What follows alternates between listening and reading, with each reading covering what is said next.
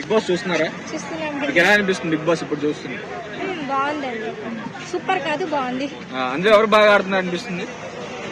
నిఖిల్, ఇంకా శేఖర్ పాషా గారు, సీత కూడా. ఇప్పుడు చూసుకుంటే నిఖిల్ గారు చూసుకుంటే ఫస్ట్ వీక్ వచ్చి ఆ జోష్ మీద ఉండి ఇప్పుడు చాలా డల్ అయిపోయారు. దాని మీద మీ అభిప్రాయం ఏంటి అసలు?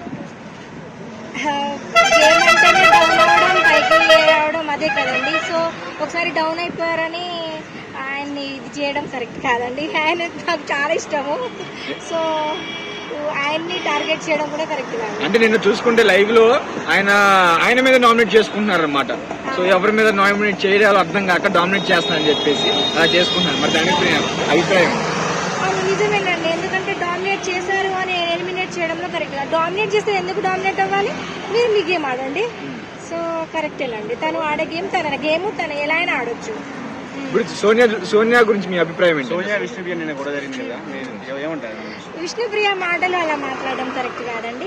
ఎవరైనా ఆడపిల్లలే మాటలతో ఎవరైనా హర్ట్ అవుతారు. హర్ట్ అయ్యే మాటలు ఎవరు మాట్లాడద్దు. ఇప్పుడు చూసుకుంటే విష్ణుప్రియకి మమ్మీ డాడీ లేరండి.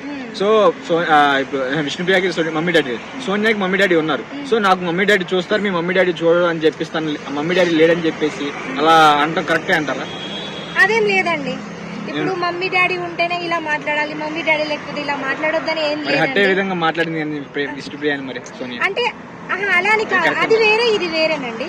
ఎందుకనంటే హర్ట్ అయ్యే విధంగా మాట్లాడడం విష్ణుప్రియ రాంగ్, అదే చెప్తున్నా నేను. విష్ణుప్రియ కదా సోనియా మాట్లాడింది. సోనియా ఇప్పుడు అమ్మ నాన్న గురించి మాట్లాడడం కరెక్ట్ కాదండి, అదే చెప్తున్నా నేను. ఎందుకంటే పేరెంట్స్ ని బట్టి పిల్లలు పెరుగుతారు. సో పేరెంట్స్ లేని వాళ్ళు ఒకలా ఉంటారు, పేరెంట్స్ ఉన్న వాళ్ళు ఒకలా ఉంటారు. వాళ్ళని వీళ్ళని జడ్జ్ చేయడం కరెక్ట్ కాదు. నిన్న కిరాక్ సీత సోనియా మీద అట్లా అనడం కరెక్ట్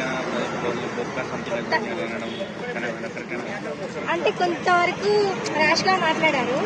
సో దాని గురించి, కానీ తన ఎలిమినేషన్ పాయింటే కదా. సో మనం క్వశ్చన్ చేయడానికి లేదు. నాగమణి గారికి మీరేం చెప్తారు? ఆయన పెళ్లి వీడియో ఒకటి వైరల్ అవుతుంది యూట్యూబ్ లో, చూసారా? చూసాను. ఏమనిపించింది? కావాలని ఈ టైంలో వైరల్ చేస్తారంటారా, ఏమంటారు? అవును, అంతకుముందు ఎప్పుడు చూడలేదండి. సో తన ఎమోషనల్ పర్సన్ అనేది చెప్పుకోవడం కంటే తన గేమ్ తన ఆడడం మంచిది. సో ఫైనల్ గా ఎవరు నెక్స్ట్ కప్పు కొడతారంటారు? మరి కప్పు గురించి ఇప్పుడే చెప్పలేమండి, ఇంకా గేమ్ చూడాలి కదా. సో ఇంకా కానీ మేము ఎంటర్టైన్మెంట్ కోరుకుంటున్నాం. సో నెక్స్ట్ ఎలిమినేషన్ ఎవరు అవుతారు?